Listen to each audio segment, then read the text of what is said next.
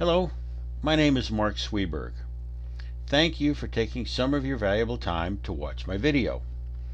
I will explain, based on the Bible, extant archaeology, and physical principles, where biblical Mount Sinai has to be located.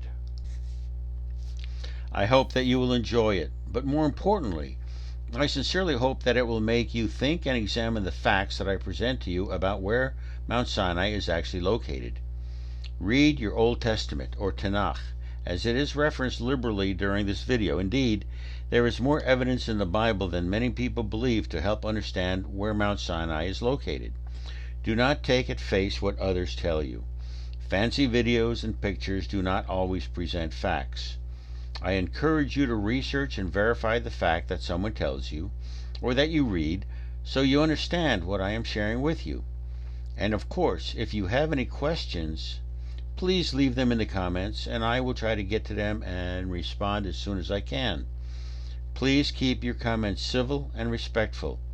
I have no patience for vulgarity or disrespect. If you disagree, that is fine. So note it. I will have a very open mind. Many books and articles have been written on this subject, and many alternative locations have been proposed for the Holy Mountain site, including some that are not in the Sinai Peninsula. I have researched and read many of the articles and books written on the subject, and was taken by the absence of the Bible in so many of the publications I read. Many written works about Mount Sinai do not offer evidence from the biblical text to support their conclusions, and those that do often only cite the Bible in passing or outright misquote the Holy Book entirely. Before I began my search for Mount Sinai, I read the research and books supporting the different locations claimed for being the site of Mount Sinai. It was clear in most of the research that leading proponents of individual sites reached their conclusions before even starting out. They then focused on whatever, quote, evidence they could find that supported that conclusion. I did not do that. I had no preconceived conclusions when I began my journey of discovery. My assumptions starting this project are noted on this slide. I hold the view that the historical accuracy, inerrancy, and authority of the Bible are without question. The Bible was written by men who were inspired by God. While the guidance from God was accurate and without error, as God is without error, the humans who wrote the Bible were influenced by their times, their cultures, and understanding of the world around them. These influenced their interpretations of God's words and God's guidance. The Bible was written for the people of the time whose priorities and perceptions were much different from those of modern scholars and readers of the Bible today. Our challenge today is to study the Bible so we can better apply its teachings to our present-day lives and get closer to God. My approach to finding Mount Sinai centered on the evidence in the Bible text, relative discoveries made by archaeologists, and the physical challenges that faced the freed Israelite slaves traveling from a city through the harsh desert to Mount Sinai. I approached the challenge of finding Mount Sinai as I approached problems and objectives when I was in the Army. I identified questions that needed to be answered to find Mount Sinai, and then proceeded to search for the answers as objectively as possible. Throughout this presentation, I will list the Bible sections on the slides that I used in my research. This is intended to help you, the viewer, verify the narratives that support my final conclusions. I note these in the lower right corner of the respective slides. The questions to be answered are noted on the slide. I don't need to read them, you can read them. The answers to these questions serve as the basis for my conclusions for where Mount Sinai has to be located. The Tanakh, or the Old Testament, is the best, the most important, and really the only source for determining the historical location of the Holy Mountain. The Bible text provides the information and guidance relative to how ancient people and scribes perceived what was important coming from God. This video looks at the possible location where we might find Mount Sinai, and how do we go about this? We have to use the primary source, the Bible. Does the Bible offer insights and evidence on where the ancient Israelites found Mount Sinai? We also need to understand the challenges and demands that faced the freed slaves as they traveled from Egypt to the Holy Mountain. Based on the time frame of the Exodus during the Middle Bronze Age, this video addresses how fast and how far the multitude of freed slaves traveled each day on the journey and how many days it took to reach the mountain. The route of the Exodus to Mount Sinai will be examined according to the Bible text, as well as those locations identified in the Bible that can be connected by archaeology to identify places today. And we must consider a geographical analysis of the route to and location of Mount Sinai. The analysis will include where the Israelites started their trek from, because it is essential to know the start point in order to learn where the end point was. Before I continue, a few notes. This video is based on my book, Once Holy Mountain. The video makes the case for the location of Mount Sinai, but is not as detailed or as comprehensive as the book. I simply cannot cover everything in the time I have allotted myself. I am not suggesting that you buy the book, but if the video does interest you and you wish to get more substantive details, you can find them all in the book. If you want to read it and don't want to buy it, ask your local library to order it for you if they don't already have it on the shelves. If you do wish to own the book, you can get an electronic version from Amazon, or you can contact my publisher to buy a hard copy version. The last slide in this presentation will provide the contact information for this book. I did not start out as a biblical scholar. I served a career in the U.S. Army and then a second career with the U.S. Department of State. After retiring from the State Department, I became a biblical archaeologist. My studies have mostly focused on the books of Genesis and Exodus. As a biblical archaeologist in the ancient Near East, which is the Middle East today, my initial professional focus was on the location of biblical Sodom, the city God destroyed for the iniquities found there. Going beyond that, I then proceeded to seek the location of Mount Sinai. The location of biblical Mount Sinai was long held to be a specific location among the mountains located in the southern Sinai Peninsula. Today locally called Jebel Musa, this site was without question for centuries. But beginning in the 19th century, higher criticism of the Bible led to questioning the text of the Bible, the historicity of the Bible itself, and its reliability. The site of Mount Sinai also came under fire by critics, challenging its location and the basis for its historical role in the Exodus, indeed, if the Exodus even occurred. During the 4th century in the Common Era, Empress Helena, mother of Emperor Constantine, made a pilgrimage to the monastery that was located at the foot of the mountain. Today that monastery still exists and is named St. Catherine's Monastery. Empress Helena claimed to be a seer. While at the monastery, she claimed to have had a vision that Jebel Musa was Mount Sinai. Due to who she was, her claim became an undisputed article of faith until modern times. The Bible offers very little description of Mount Sinai itself. What is said indicates the mountain was nondescript, leading us to believe it was not the most imposing mountain in the Sinai Peninsula, nor the tallest. In fact, about the only assumption that can be derived from the Bible text about Mount Sinai is that it was important and significant only during the time in Exodus when God made his presence known there.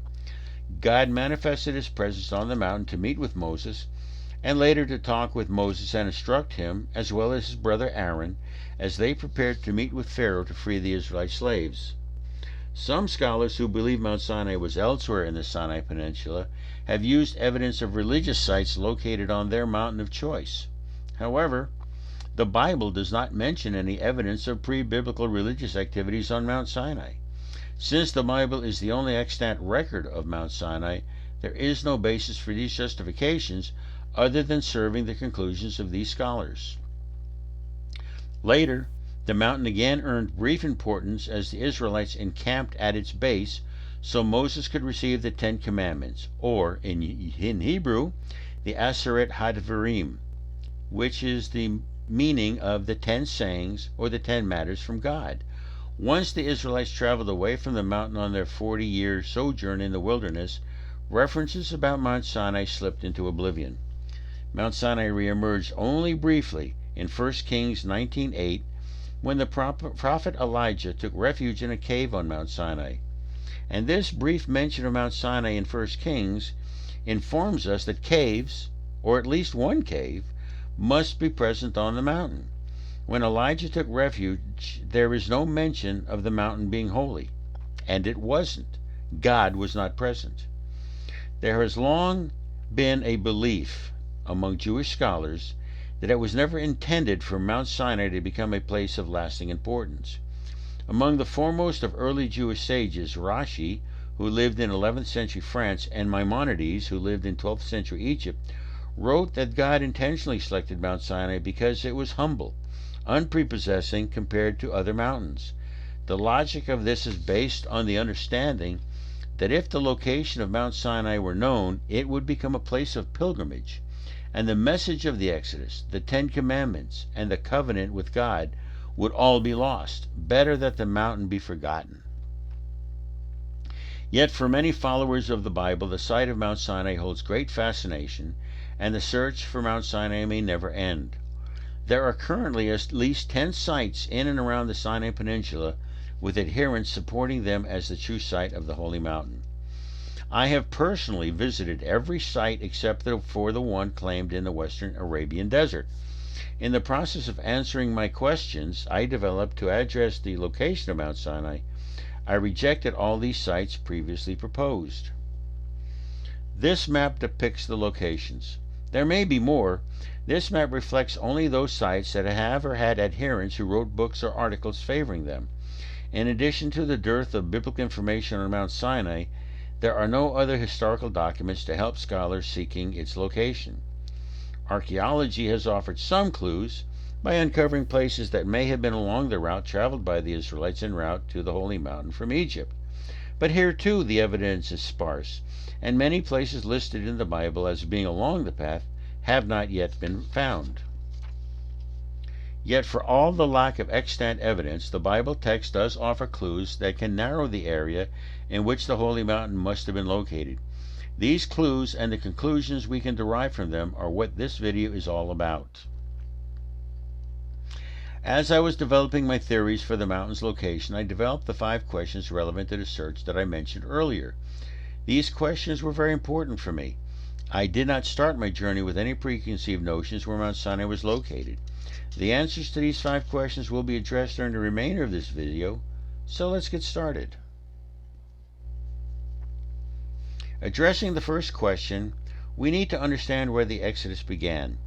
As with any journey, there is always a start point, a time frame for the journey, and a destination. For the Exodus, there has been disagreement among scholars as to where the freed slaves started their journey from. To answer this question, it is best to understand what the Bible has to say about it. The first step is to consider where Moses met with Pharaoh after God charged Moses to free the Israelites.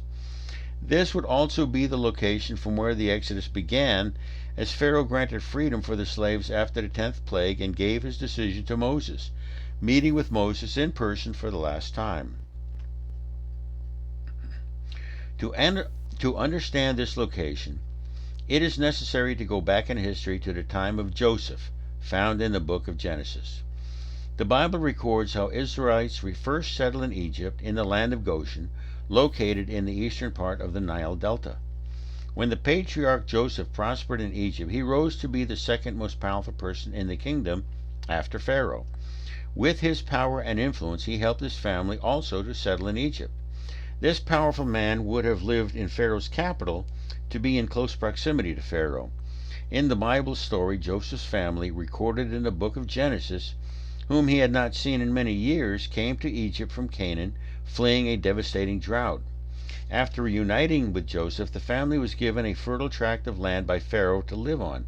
According to Genesis, Pharaoh gave Joseph and his family the, quote, best part of the land, letting them stay in the region of Goshen.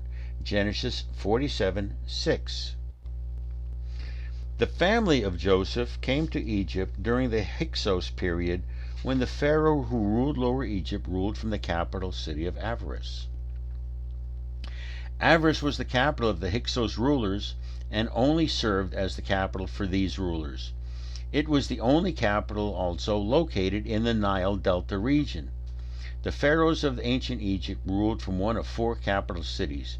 These were Avaris, Memphis, Thebes, and Amarna. Today, archaeologists have located Avaris at Tel El Daba in the northeast region of the Nile Delta. In addition to Avaris being in Goshen, it was also in the larger region of the eastern delta identified as Ramesses, according to the Egyptian National Museum.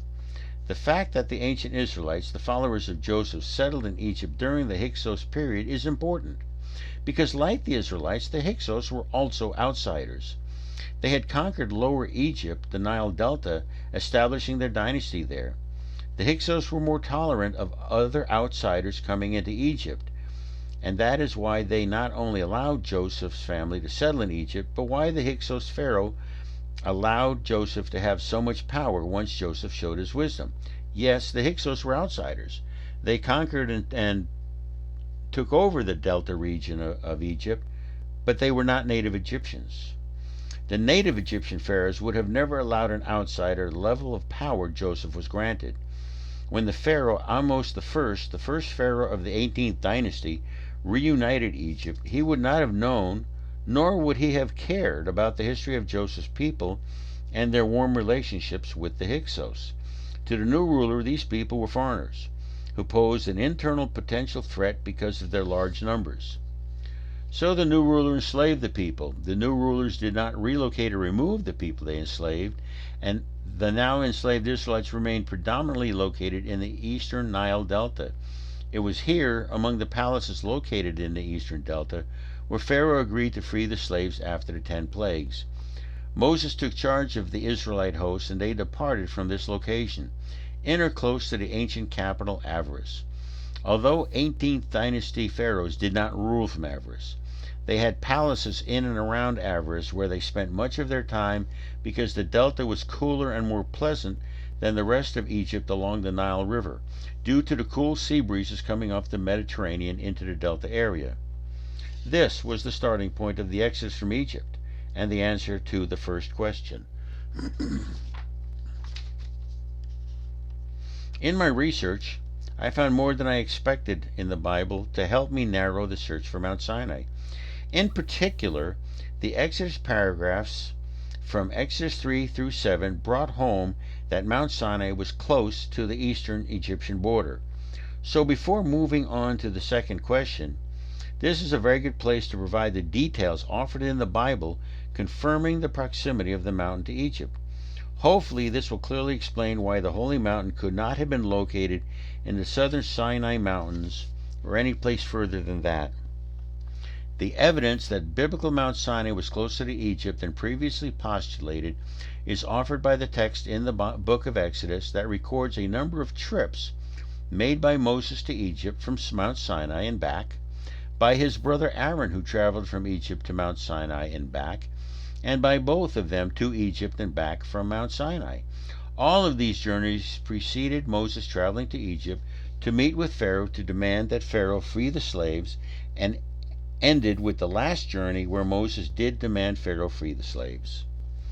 For many familiar with the Old Testament, the events of the Exodus began when Moses first encountered God on the Holy Mountain. Prior to that, the events recorded in the book of Exodus were preambles to what was to come. Moses had driven his father-in-law's flock to the vicinity of Mount Sinai and decided to, quote, look at the marvelous sight, Exodus 3:3, of the bush that was burning but was not consumed.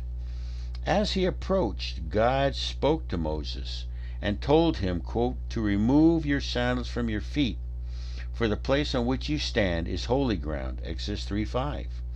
This was how Moses knew the mountain was holy, because God told him. But it was only holy when God was there. Other than the events of the Exodus and God's interactions with Moses, Mount Sinai had no other role in the history of the Israelite people, nor is there any text in the Bible indicating that the mountain was used for any holy or religious purposes before or after, and there are no other documented records from antiquity that refer to Mount Sinai. In Exodus 3:1, the mountain is called the mountain of God. This could have been an indication that the mountain was already considered a holy place, but for the lack of any evidentiary text attesting to this, it is more likely that the term was more anticipatory than anything else and written into the Bible text by a later scribe. The passages of the Bible that are relevant to understanding the mountain's proximity to Egypt begin with Exodus 3:16. Starting here, the Bible records that God commanded Moses to, quote, "Go and assemble the elders of Israel," unquote. They were both meeting at the holy mountain at this time. The elders of Israel were the leaders of the Israelite slaves and were slaves themselves. They were not free to travel, so Moses had to go to them. Moses traveling from Mount Sinai to meet with the elders, which was his first trip between the mountain and Egypt. After assembling them, God commanded Moses to, quote, "Go with the elders to the king of Egypt," Exodus 3:18, and ask that the Israelites be allowed to, quote, "go a distance of 3 days into the wilderness to sacrifice to the Lord our God," Exodus 3:18. This was not the time Moses was supposed to ask Pharaoh to free the Israelite slaves, even though he was asked to meet with Pharaoh. Moses met with Pharaoh and asked that the Israelites be allowed to travel a distance of 3 days to sacrifice to God. Nothing more. Exodus 5:1-4. But why this request for 3 days? The request for 3 days' distance could have been to test Pharaoh in some way, or it may have been intended to deceive him. The Bible is unclear. However, it is very doubtful the intent was to deceive Pharaoh. This distance of 3 days is actually quite important, but to many it's unclear why. Those 3 days were an understanding between Moses and Pharaoh that the Israelites would not go beyond the distance Pharaoh's chariots could travel in 3 days, a distance both nobly raised Moses and Pharaoh were familiar with and implicitly understood. Moses knew that Mount Sinai was a 3-day journey by chariot from Egypt, something Pharaoh would relate to. How did Moses know this? He was raised in Pharaoh's household. As a young man, he led Egyptian army units, and he knew the value and capabilities of the chariots, which were a powerful technology in Egypt's abilities to fend off enemies and conquer adjacent lands and expand Egypt's influence.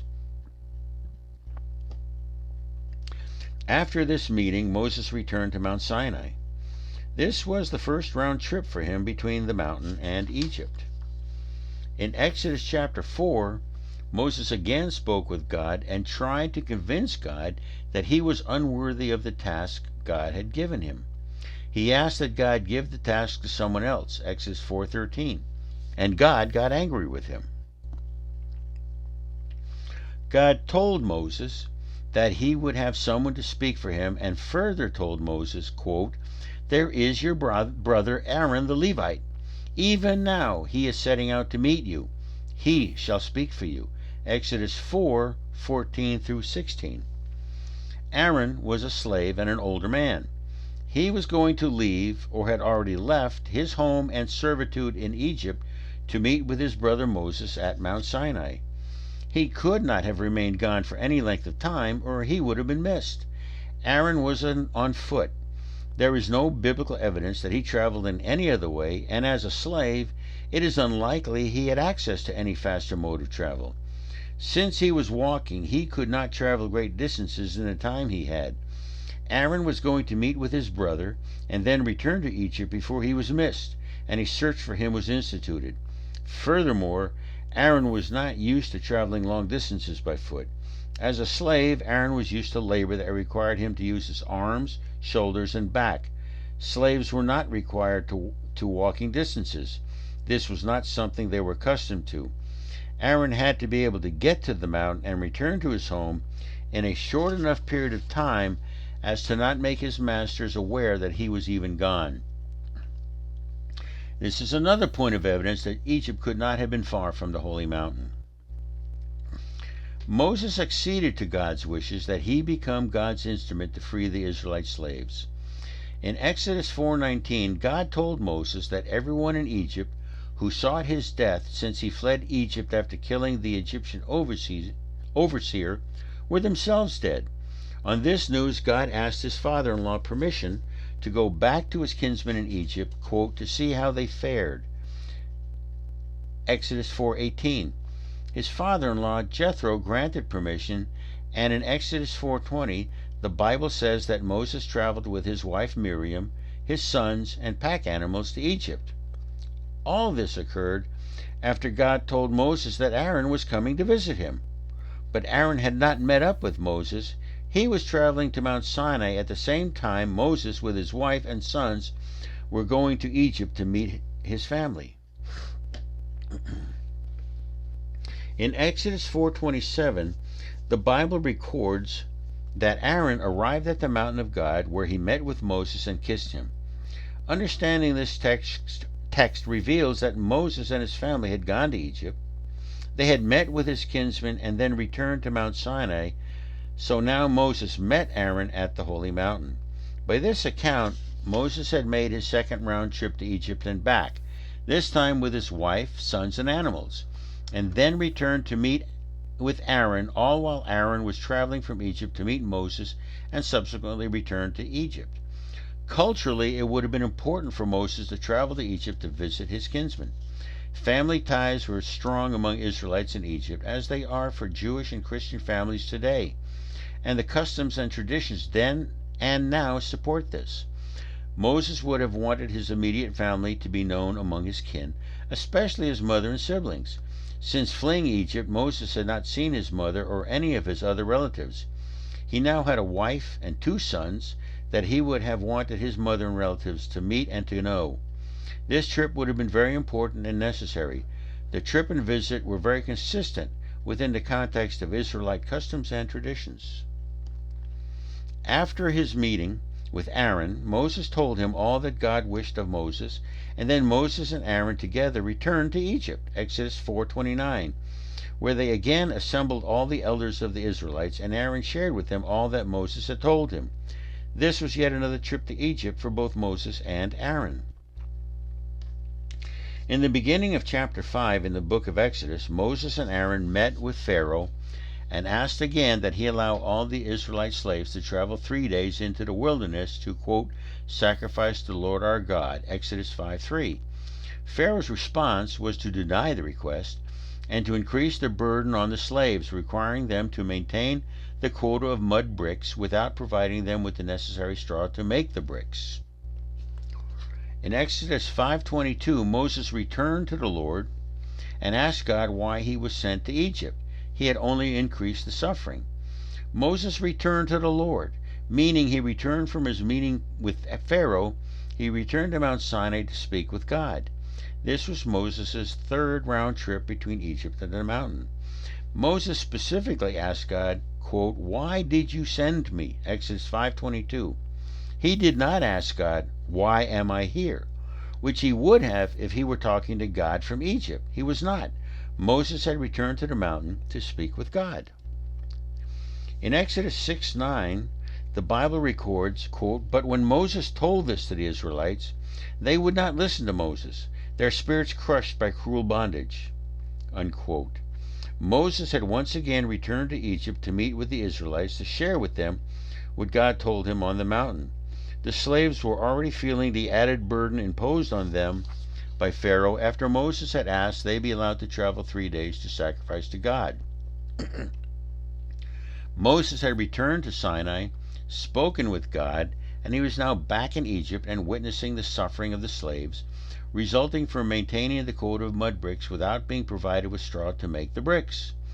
This was another instance of Moses commuting between Mount Sinai and the capital of Egypt. Afterwards, Moses and Aaron again returned from Egypt to the Holy Mountain, Moses' 4th trip. In chapters 6, 10, and 11, God again met with Moses, and he commanded Moses to, quote, go and tell Pharaoh to let the Israelites depart from the land. Moses replied, quote, the Israelites would not listen to me, Exodus 6:12. He said they would not will not, because the time it took to travel had passed, and Moses was no longer located where the Israelites were. He was back at the mountain talking to God. In chapter 6:12, Moses again complained to God that the people would not listen to him because of his impeded speech.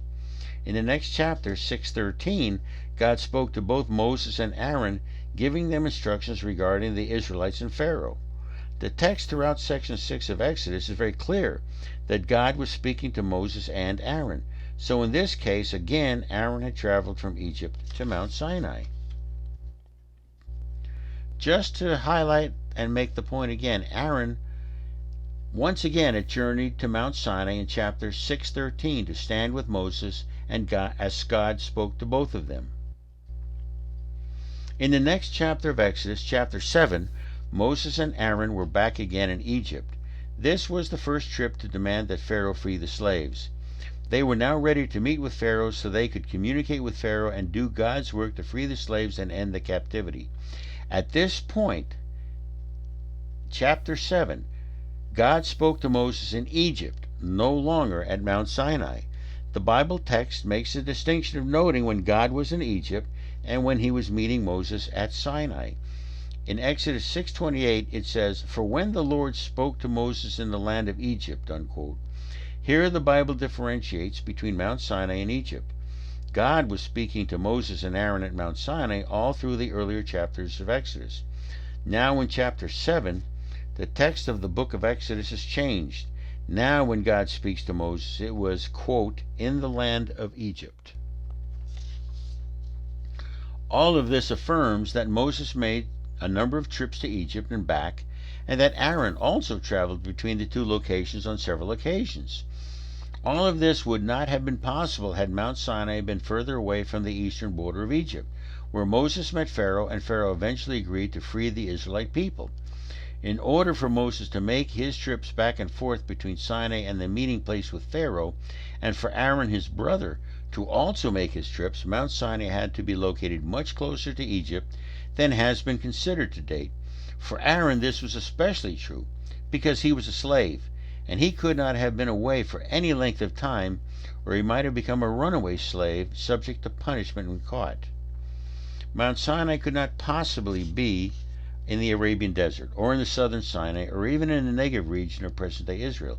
These locations were just too far from Egypt's eastern border. And we know and understand this because the biblical text is actually quite clear about these back and forth travels by Moses and Aaron. Even if Moses and Aaron had made only one or two of these trips, they would be evidence of Sinai's proximity to Egypt. The fact that they made multiple trips is solid and compelling evidence. Okay, let's get back to the questions. The second question to be answered is, how long did the journey to Mount Sinai take? Fortunately, the Bible offers evidence on the length of time for the journey from Egypt to Mount Sinai. According to the text of Exodus 13:4, the Israelites departed from Egypt on the day of the new moon in the first month of Abib and arrived at the wilderness of Sinai on the first day of the third month. Exodus 19:1. The Israelites followed a lunar calendar with each month having 30 days. The new moon of Abib was the 15th day of the month. That the Israelites began their exodus on the 15th day of the month is further corroborated in Numbers 33:3, where the text records, quote, "They set out from Ramesses in the first month on the 15th day of the month." I mentioned earlier, Ramesses was the name of the region of the eastern Nile Delta where the Israelites first settled under Joseph's leadership. It was where Goshen was, and where the Hyksos capital was located. Ramesses was also the name of a store city that the Israelite slaves built for Pharaoh according to the Bible. But this city was not the place from where the slaves departed Egypt. The region was. So they departed mid-month. Thus 15 days should be added to account for the remaining half of the month. They traveled all of the next month, so 30 days are added to the 15 for a total of 45 days. They arrived at the foot of Mount Sinai the next day, which can mean they took a total of 46 days to reach the holy mountain, but it did not take a full day to arrive, so we settle on a journey of 45 days total. Some scholars have claimed the Israelites traveled day and night to reach Mount Sinai. They infer that God must have imbued the Israelites and their flocks and herds that went with them with superpowers to go non-stop. This is incorrect. The Bible clearly says that the Israelites encamped and rested. They, quote, sojourned, unquote, overnight at the end of each day. Both the people and the animals would have needed that rest. Neither had the experience with sustained all-day walking, and rest would have been essential. An argument for 24-hour travel has also been made based on God providing a pillar of clouds to guide the people during the day and a pillar of fire for guidance at night. This argument misunderstands the facts presented by the Bible. God provided the pillar of fire at night to protect the Israelites from marauders and predatory animals. During this time in ancient history, the Sinai Peninsula hosted far more wild animals than in modern times. Nighttime was a dangerous time for humans and domesticated livestock. The pillar of fire was intended to keep all at bay and allow for uninterrupted rest. The Israelites did not travel non-stop for 45 days, nor did they travel via a direct route. In the desert, there is no such thing as a direct route, and the Sinai is indeed a desert. The Israelites would have followed an irregular route that would have led them to water and grasses or pasturage for their animals. For several reasons, the Israelites made no progress during some days. At the beginning of the journey, after the Israelites encamped at Etham, God told Moses to turn back and encamp at Pi Hahiroth. So at this early point in the journey, the Israelites gained no ground toward Mount Sinai as they did not advance. Near the end of the journey, as the Bible records in Exodus 17:8, the Amalekites, a marauding tribe of nomads, attacked the Israelites, and an extra day was expended stopping them. So a second day passed with no progress towards the holy mountain. Additionally, the Israelites did not do any travel on the Sabbath. So each Sabbath was a day where no distance was covered on their journey to the holy mountain, nor during their wandering during the subsequent 40 years. The Sabbath was the holy day of rest. The Bible text makes this quite clear. In Exodus chapter 16, when the Israelites arrived in the wilderness of Sin, they grumbled of being hungry. It was here that God provided manna to be gathered each morning. But on the day before the Sabbath, God provided a double portion of food because none would be available on the Sabbath. As the Bible text records, quote, "Mark that the Lord has given you the Sabbath. Therefore he gives you 2 days' food on the 6th day. Let everyone remain where he is. Let no one leave his place on the 7th day." So the people remained inactive on the 7th day. They rested. Exodus 16:29-30. Every Sabbath, the Israelites did not travel. To summarize, the journey from Egypt to Mount Sinai took 45 days. The Israelites did not travel in a direct manner, requiring instead the need to travel from water source to water source and accounting for the need to find forage for the animals. They spent 1 day backtracking, so they journeyed no distance toward Mount Sinai for at least this 1 day. They also did not travel on the day they had to deal with the Amalekites, so this day too they did not make progress towards their goal. They did not travel on the Sabbath. There were 6 Sabbaths during the 45 days it took to reach Mount Sinai. So while the Israelites took 45 days to get from Egypt to Mount Sinai, they only traveled during 37 days. How far would they have traveled in 37 days? Which leads to the third question. Here again, scholars differ. I read some accounts claiming that the Israelites moved at least 20 miles per day. One scholar, who also claimed they were imbued with superhuman powers, said the people and animals covered 200 miles per day. These claims all lack any basis in fact and reality. Before considering how many miles this large group of people and animals covered each day, it is important to understand the challenges and constraints they faced. At the beginning of this momentous journey, the Israelite people were little more than a disorganized mess, held together mostly by the will of Moses and their strong desire to be free. It was only after they reached the foot of Mount Sinai that they became organized, and that was mostly due to the good advice Moses received from his father-in-law Jethro. Jethro advised Moses on how to organize the tribes, and from this advice, Moses was able to put into place organization that allowed the Israelites to more efficiently travel, forage, and fight. They were able to manage each day more efficiently. However, they would still travel as they did upon leaving Egypt, similarly as a Bedouin tribe would travel either in the distant past or today. Shepherds and herders annually drive their animals from grazing lands in one season to other grazing lands in other seasons. Then as now, these Bedouin traveled at the rate of their animals, which averaged approximately 5 to 8 miles per day. In the ancient world, where people pretty much walked everywhere, they settled into speeds based on their individual comfort levels. The best travelers were the armies of their times. The ancient Egyptian army traveled an average of 7 to 15 miles per day, depending on terrain, which was the trained marching distance of the Egyptian infantry. The chariots, of course, could travel much faster, but for sustained travel, the army speeds were set by the foot infantry.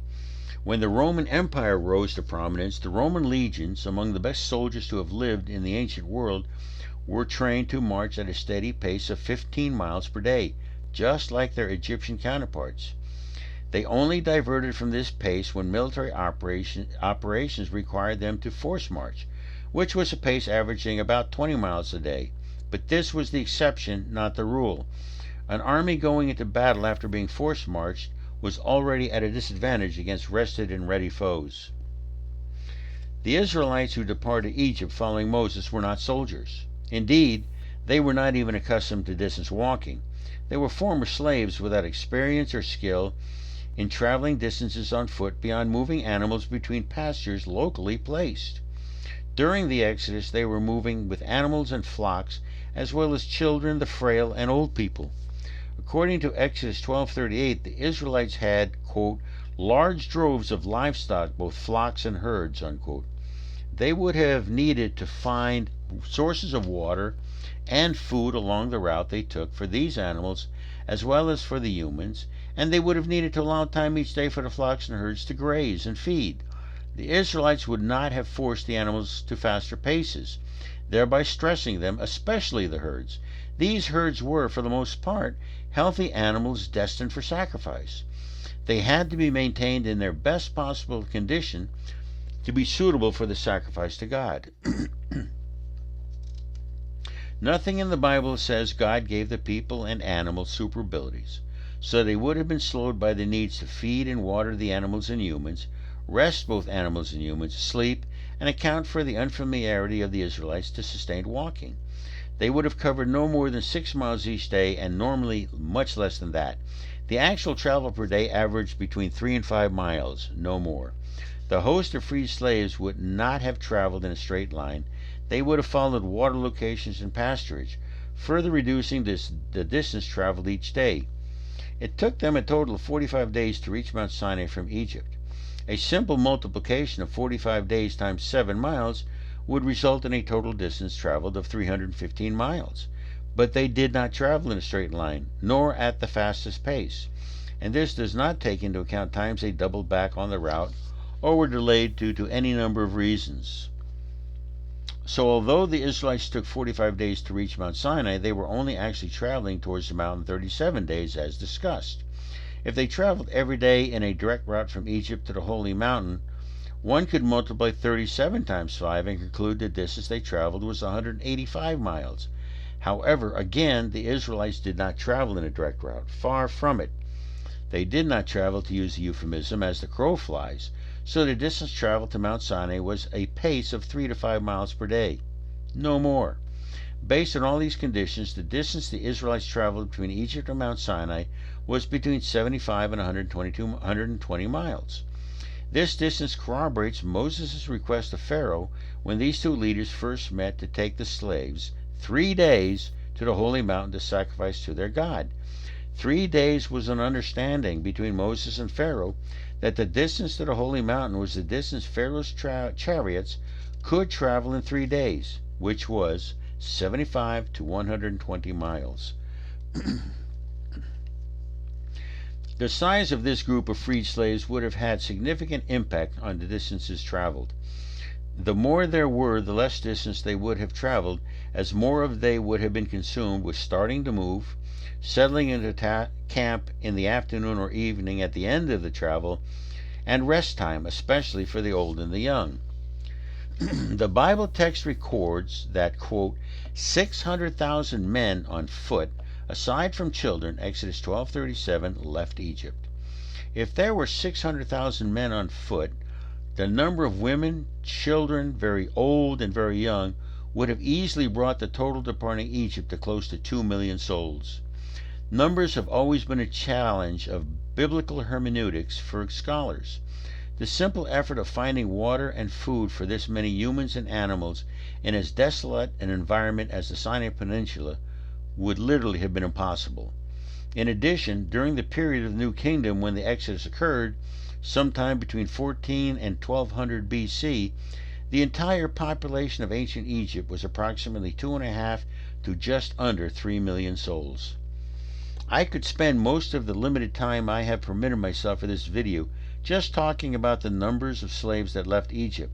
I am not going to do that. The details are thoroughly covered and explained in my book, Once Holy Mountain, if you are interested. However, it is important to understand the numbers. In the case of the 600,000 leaving Egypt, this large number comes from an error made by Greek translators of the ancient Tanakh. The written Hebrew word for 100 was unambiguous. However, the word for 1,000 was incorrectly translated. That word was Eleph, E-L-E-P-H. Eleph had many meanings, and its translation depended on the context of the narrative wherein it was written. In this instance of the 600,000, the translation, according to the context, was 600 groups of people. The total number of slaves that left Egypt was actually between 20 and 40,000. This is consistent with the total population of Egypt at the time of the Exodus, and consistent with the number of people the harsh desert environment of the Sinai Peninsula would have been able to support and sustain during the Bronze Age. The Hebrew word Eleph is important to help clarify the number of slaves that left with Moses. Trust me, there are a lot of numbers in the Bible that challenge experts. As I mentioned, in Hebrew the word Eleph can mean 1,000, but it had other meanings as well, which the Greek translators did not take into account. For example, in Genesis 20:16, its meaning is clear, indeed, where the context reads, 1,000 pieces of silver. And in Numbers 3:50, Eleph also means 1,000 in the context of the Israelites' 1,365 sanctuary shekels.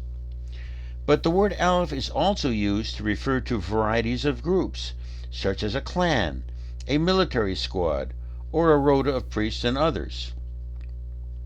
In the Bible text, Eleph is used one way in Joshua 22:14 to refer to contingents of Israel, and in Judges 6:15 it is used in another way, why my clan is the humblest.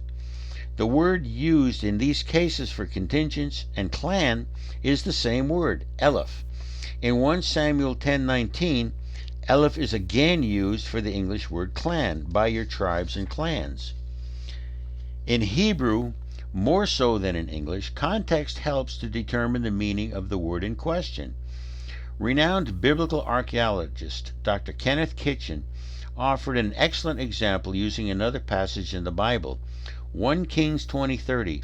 Here the text records that, quote, a wall fell on the 27,000 men, unquote. It is a stretch to accept that a wall fell and killed 27,000 men. However, if that wall fell on 27 officers as they were gathering, the fact is much more believable. In this case, Eleph refers to the squads these 27 officers commanded. The biblical text is accurate. What needs to be understood is the context, especially when words with more than one accepted usage are in play. The fourth question addresses the route the freed slaves followed to reach Mt Sinai. The Bible is not specific in describing what route the Israelites took. Nevertheless, there is sufficient evidence, both from the Bible text and from geographic realities of traveling in the harsh desert environment of the Sinai Peninsula to narrow the focus significantly. Even today, the road network in the Sinai is sparse and limited. Places where people want to travel are few, mostly along the coasts, especially the Mediterranean coast. In ancient times, the places were much fewer, and travel was limited to where water could be found, as well as growing things that could sustain domestic animals like goats and donkeys. At the time of the Exodus, there were only 3 routes people took to travel east to west across the desert. They were all located centrally or north in the Sinai, and the best traveled was the far northern route called the Way of Horus by the ancient Egyptians, later called the Way of the Land of the Philistines. This was also the primary route ancient humans used for millennia to leave Africa for the Eurasian landmass and vice versa. And this was the most threatening way for enemy armies to attempt to invade the kingdom of Egypt. As a result, the Egyptians invested and built formidable defenses, forts, and barriers to defend against any invasion from this route. There was only one reliable route through the Sinai for travelers going south. That was along the western boundary of the peninsula along the Red Sea coast and into the southern mountains. This was the route early Christian ascetics and hermits took, seeking sanctuary in the southern mountains. On the slide, the east-west routes are depicted in blue lines. The north-south route is shown in red, running down the western side of the peninsula. But until the 2nd and 3rd centuries of the Common Era, when pilgrims used this route, it pretty much did not exist beyond Serebit el-Kadim near the modern-day Abu Rudeis. Serebit el-Kadim was the location of a rich copper mine that the Egyptians exploited for many centuries until the copper was exhausted. You have to remember, at the time of the Exodus, the Sinai was not a primary destination for anybody.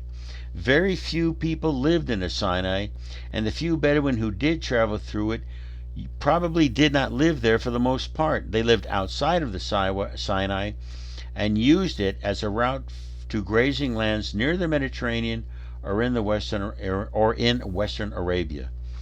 All of the routes through the Sinai interior were established over millennia of use based on where water could be found and, for nomads moving livestock, where grazing could be found, usually oases and wadis with water or wells. The route the Israelites took was no exception.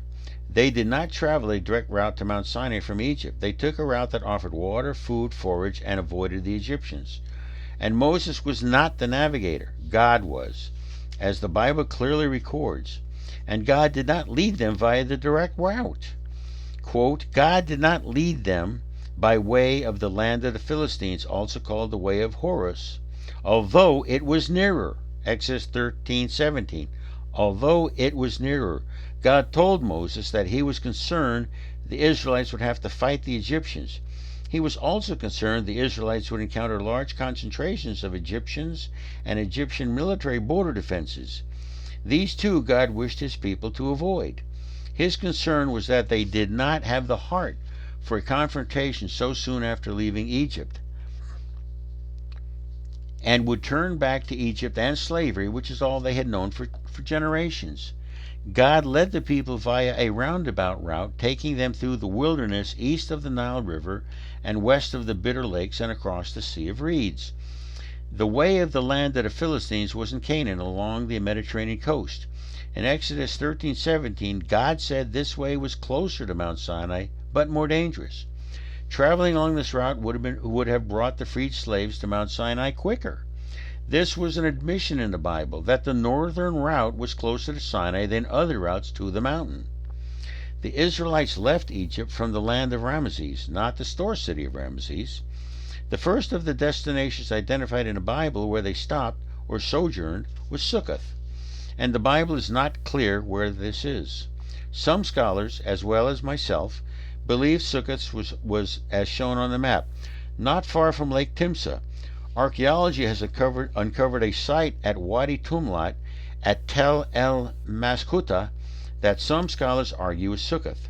but the evidence is slim, and Succoth could just as easily be elsewhere. Further archaeology might hopefully shed more light on this location. Verifying any ancient excavation is exceptionally difficult. Archaeologists are not going to get lucky to uncover an old signpost reading, "Welcome to Succoth, population 809, have a nice day."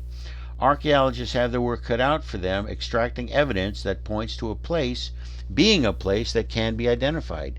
And usually this is highly dependent on an ancient text, a papyrus, clay tablet, or a stela, leaving a description that offers some clues. I'll give you an example I am very familiar with using the Bible.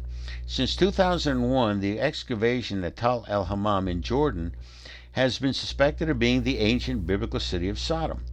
It took many years of diligent archaeology to uncover sufficient evidence to claim the site at Tal el-Hammam is Sodom. However, the speculation first began with a powerful clue from the Bible. The Bible recorded where Abraham and his nephew Lot met in the Judean highlands between the cities of Bethel and Ai to discuss the increased conflict between their respective shepherds and clans. Bethel and Ai were located north of Jerusalem according to Bible studies. Archaeologists found ruins in this area that many scholars concluded are Bethel and Ai. From this place, Lot looked east into the fertile Jordan Valley and decided he would move his family and possessions to the eastern side of the valley where Sodom was and settle there, thus ending the tension between him and his uncle. The Tal el-Hammam excavation is located in the eastern part of the Jordan Valley and exactly due east from the highland point where Abraham and Lot met. Much relevant evidence has since been uncovered to verify the location of ancient Sodom, but this first evidence from the Bible was incontrovertible. From Ramesses and other locations, God led the Israelites away from the area of the eastern delta. Not only did this route distance the people from possible contact with the Philistines, it also led them away from potential confrontations with the Egyptians. The route led into the wilderness. We know this because the Bible says so. The eastern delta was the prime route any enemy would use to attack Egypt. For that reason, the Egyptians created a powerful defense barrier along the eastern border that consisted of natural bodies of water like Lake Balal and Lake Timsah, as well as canals and both walls and a string of fortresses. While all of this was designed to keep enemies out of Egypt, it was also a potential danger for the newly freed slaves. So God led the Israelites away from these regions. In doing so, God led the people away from the well-traveled Horus Road, or way of the land of the Philistines. This also led away from the fortifications, and the developments around Lake Timsah, Lake Balal, and the canals that connected these lakes to the Mediterranean. The slide shows the defenses near the Mediterranean. It led into the wilderness the Bible talks about prior to reaching the Sea of Reeds. Today, that wilderness is the land between the Nile River and the Bitter Lake shown on the previous slide. Today, that land is covered in fields growing a wide range of produce, fed by water brought to the land from the Nile River. Back at the time of the Exodus, this land was barren of vegetation, and it hosted almost no water locations. It was a wilderness in every sense of the word, and one the Egyptians did not fear invasion through.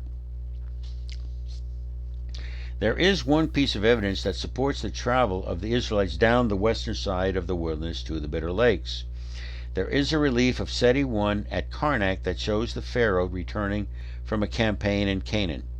The images also show the Egyptian forts that were located along the Horus Road and identified the third fort, the most southerly, by the name Migdol. The Migdol of the Seti relief is likely the same Migdol as the location in the Bible text in Exodus 14:2. It's not a common name, so this makes sense. Although further research and evidence are being sought, it is reasonable to accept that Migdol of the Bible was almost certainly located in the eastern delta near the Sinai Desert, not far from Wadi Tumlat. Wadi Tumlat is in the southeastern part of the delta. The Israelites left Avaris, initially moving east. They turned southeast to avoid the concentrations of defenses along the border and passed near the third or southernmost fort, Migdol. Passing this fort, they would have shortly thereafter entered the wilderness. Soon after, the Israelites faced the crossing of the Sea of Reeds, where they experienced one of God's greatest miracles in the Bible, the parting of the sea so the Israelites could cross. From this point, the Israelites traveled south on the eastern side of the waterway that connected the Bitter Lakes to the Gulf of Suez. They were also on the western side of the wilderness of Shur, as the Bible says. Yes, I consider the distance, the space between the two bitter lakes, to be the Sea of Reeds that God parted for the Israelites to cross. There are many reasons for this, too many for this presentation, but they are very well covered in detail in the book if you choose to read it.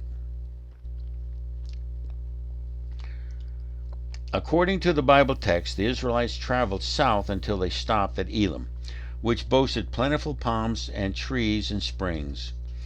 Based on the description of Elim, there is only one place in the entire Sinai Peninsula where Elim could have been, and that is Wadi Garandel, which today is the site of the Well of Moses. It is a key biblical location that is very important for determining where the Israelites paused or sojourned. Wadi Garandel was then, and remains today, one of the very best watered areas in the entire peninsula. The Israelites were close to Sinai at this point.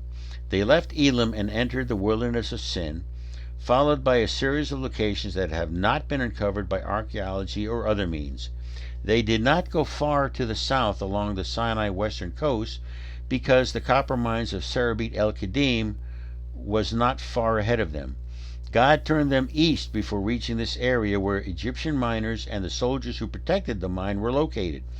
Had the Israelites encountered Serebit el-Kedim, it would have caused problems sufficient to have been recorded in the Bible. That it is not is evidence that the mine area was not encountered. From this point, they only traveled a few more days, and they finally reached their goal, Mount Sinai. Sinai today is Jebel Bishr, or one of the several similar small mountains around Jebel Bishr. The last question, what was the approximate distance of the mountain to Egypt? The last question is how far from Egypt was or is Mount Sinai. The Israelites found themselves in Elim after 30 days of travel. In 15 more days they would arrive at Mount Sinai. It took them 4 days to reach Elim from the Sea of Reeds.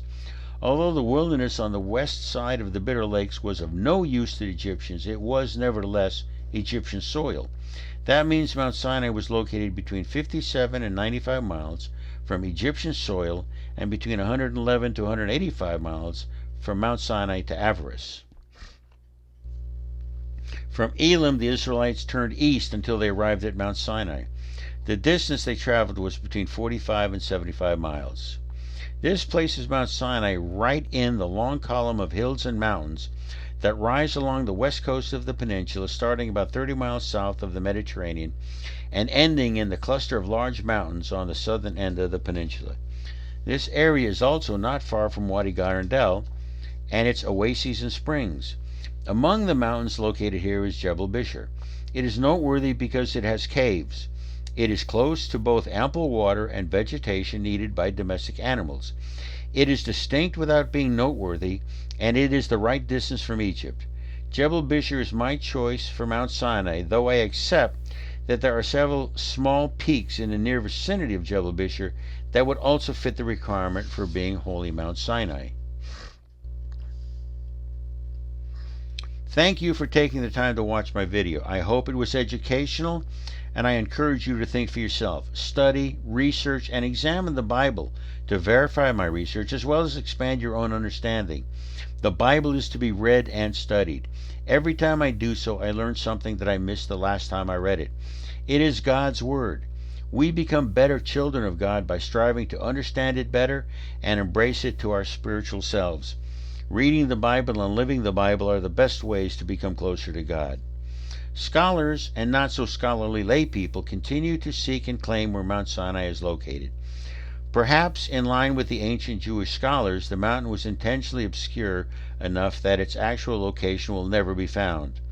My goal in researching Mount Sinai was to see if there was enough evidence in the Bible to reach some kind of rationale and supportable conclusion. I believe I have done so.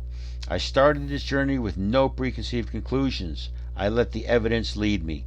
I was extremely fortunate to have lived in the Sinai Peninsula for a number of years, which allowed me to explore the sites others claimed were Mount Sinai and determine why they were not. I also walked around and up Jebel Bishr. I am more than convinced than ever that Jebel Bishr is in fact Mount Sinai.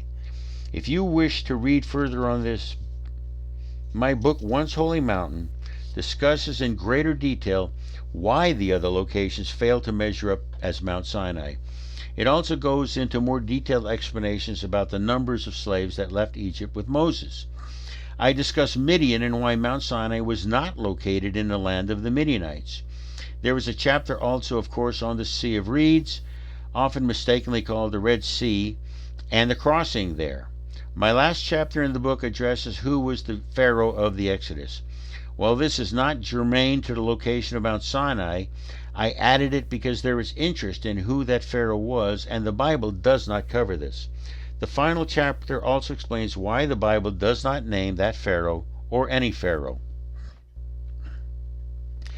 If you are interested in purchasing the book Once Holy Mountain, it is available on Amazon as an ebook.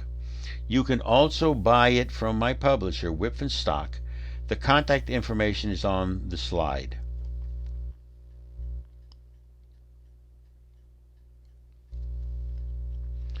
I thank you. I am very grateful that you watched this video. I hope it was educational, and I hope even more so that it was a positive experience for you. Have a wonderful day. Goodbye.